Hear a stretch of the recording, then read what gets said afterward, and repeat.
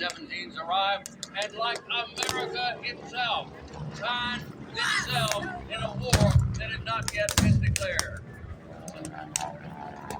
The attack was from the Japanese aircraft carriers, the Kagi, Akaga, Hiru, Toru, and the two new carriers, the Shokuku and the Suikoku. The plan was simple: destroy the Pacific Fleet. The raid lasted for a little over 2 horrific and gruesome hours. Yes, you have a front row seat in the Pacific theater as the story of the attack on Pearl Harbor unfolds in front of you. When the first bombs began to fall, pilots all over the island showed their action.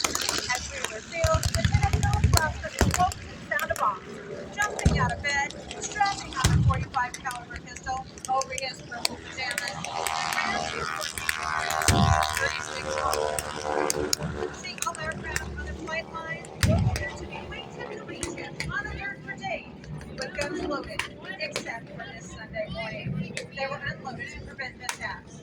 The Japanese Zeros, Bells, and bombed the exposed airplanes. Most of them were on fire or destroyed, except for a couple of P-36 Hawks.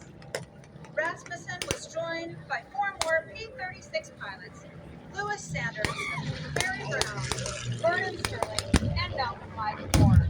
They took off to engage the attacking Japanese and managed to shoot down a few of their Zeros, Bells, and Capes. The number of enemy aircraft were incredibly overwhelming. Meanwhile, elsewhere on the island, Kenneth Taylor and George Welch were just returning from an all-night dinner dance and poker party. These raid pilots, still in their formal dress wear, raced to a couple of P-54 Hawks, ones that you see in front of you flying today. They got them off the ground, fueled and armed, and took off. They found themselves in the middle of a real battle. These 2 brave pilots caught up with the Japanese close to Pearl Harbor at Hickam Field and engaged the Zeros, Valves, and Capes rounds from their 30 caliber machine guns, all they had. However, they quickly ran out of ammunition. Luckily, they were able to land at Wheeler Field, which is near the center of the island. They refueled and reloaded 30 and 50 caliber ammo, and took off once again to fight the Japanese. The 2 pilots are credited with downing a total of 6 Japanese warplanes before their own planes were disabled. Both pilots received a Distinguished Service Cross for their actions that infamous day. A total of 502 U.S. planes were on the ground at the beginning of the attack. Passing 188 destroyed, 159 damaged, and 155 lay on the ground in various stages of disrepair. Right now, front center is our Zero, followed by our B-25 simulating what the B-17 would have done to the attack. The first wave of 189 Japanese Zeros, Bells, and Capes hammered Hawaii for almost an hour. Then came the second wave of an additional 171 aircraft to continue the strafing, bombing, and dropping of torpedoes for yet another 70 minutes. Yes, that's a total of 360 enemy warplanes. As the attack proceeded up Pearl Harbor and Hickam Field, the devastation was horrifying. On the eastern edge of Ward Island, in the center of the harbor, 9 battleships lay at work. The California, Oklahoma, West Virginia, Tennessee, Maryland, Nevada, Pennsylvania, Utah, and the Arizona. Luckily at the time, our 3 Pacific aircraft carriers were out at sea. First, the Japanese hit the Cape torpedo bombers. Initial wave of Capes hit 5 of our battleships: the Oklahoma, California, Nevada, West Virginia, and Utah. These Capes were specially equipped with shallow-running torpedoes specifically designed for the attack on Pearl Harbor. You see, the shallow waters of Pearl Harbor would not allow the use of normal deep-running torpedoes, which leaves no question that this was a well-thought-out plan and not a surprise attack. Right here in the middle is our B-36 Hawk.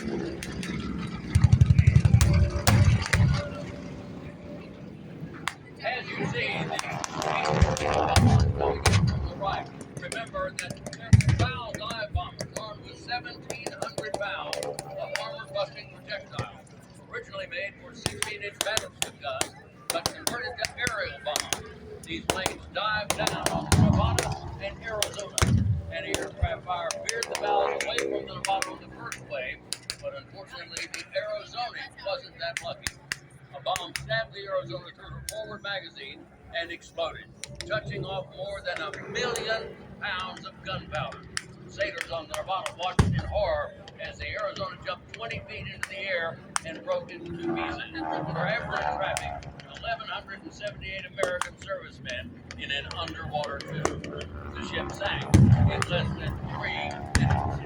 And still today, it remains at the bottom of Pearl Harbor, the watery grave with flags back here as a reminder of all of those who lost their lives that infamous day.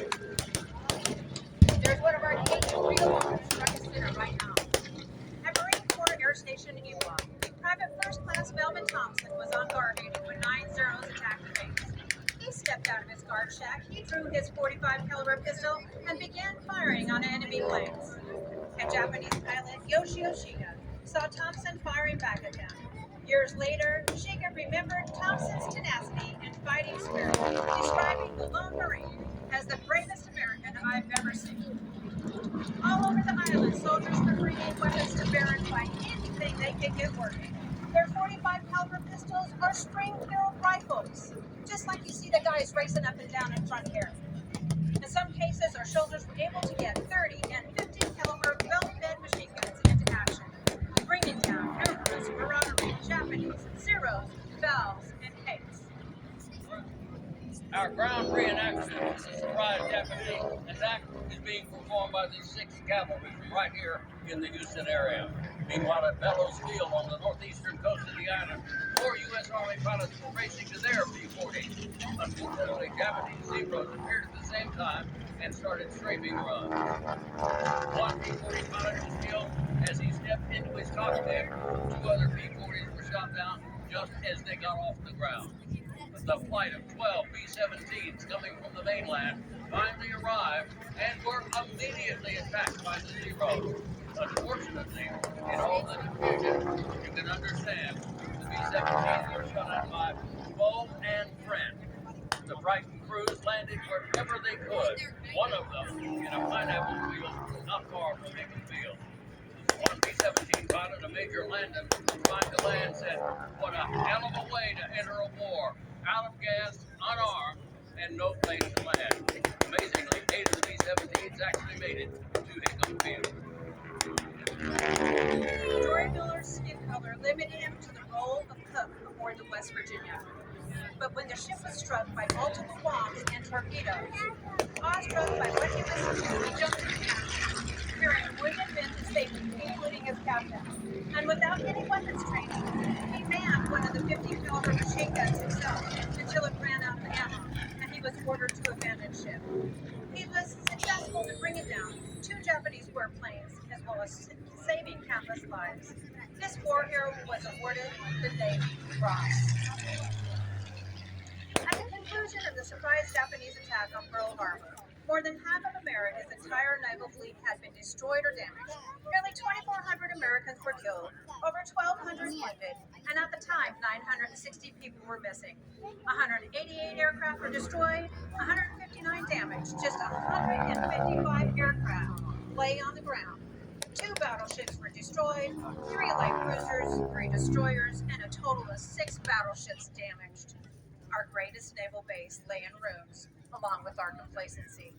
The following day, December 8, 1941, President Franklin Delano Roosevelt announced our entry into World War II with these words to Congress, the citizens of the United States, and the world. Yesterday, December 7, 1941, a date which will live in infamy. The United States of America was suddenly and deliberately attacked by naval and air forces of the Empire of Japan. It will be reported that the distance of Hawaii from Japan makes it obvious that the attack was deliberately planned many days or even weeks ago.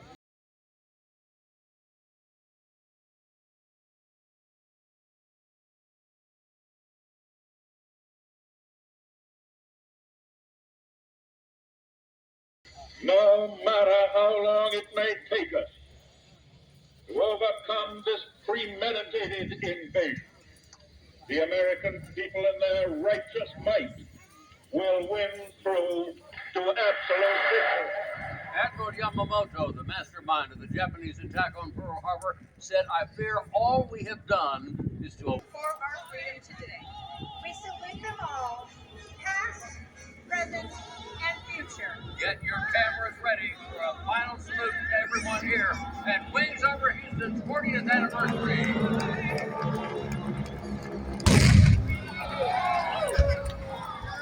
Tora, Tora, Tora! How about that, huh? That one.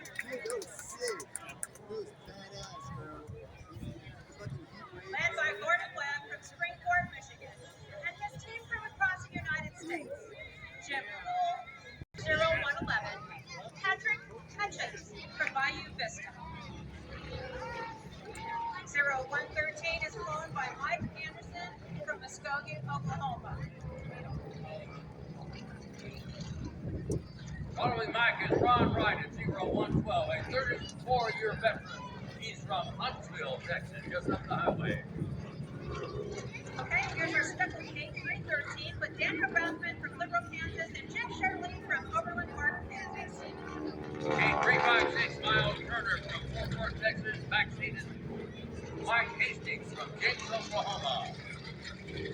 Here's our Kate Brand, 310 with Trevor Henson from Kansas City, Missouri, and Garrett Rathman from Milton, Texas. Here's our P36 Hawk replica with my husband from Palestine, Texas. P44 Hawk flown today by Terror. With our little history lesson, Tora's purpose here is to highlight the advancement of our military capabilities from the 1940s to what you see here today with our modern military aircraft. December 7th, 1941 was a pivotal moment in world history. Europe had already been on fire. The sons and daughters of this nation paid a terrible price. We think that's worth remembering, and hope you do as well.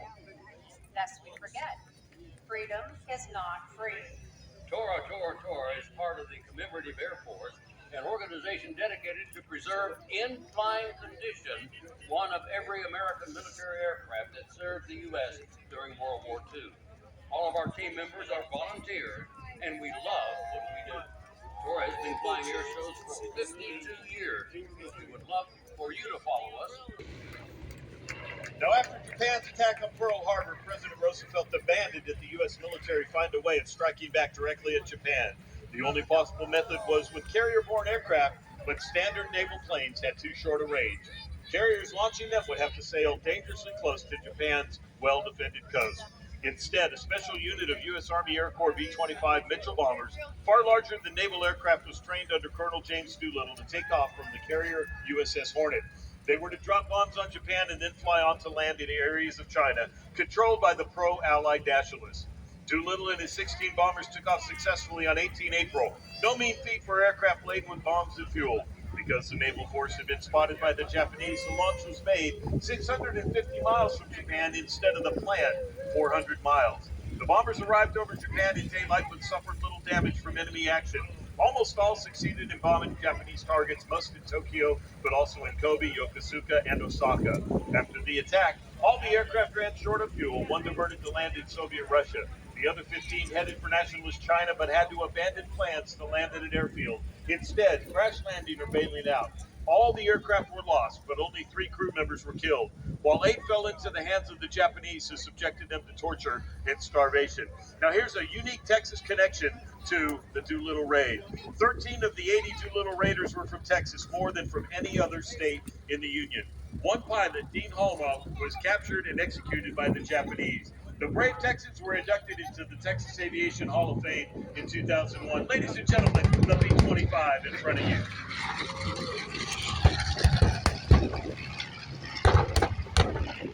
Well, Rob, let's talk about the B-25. North American built, medium bomber. Often they said if they'd have put a 9G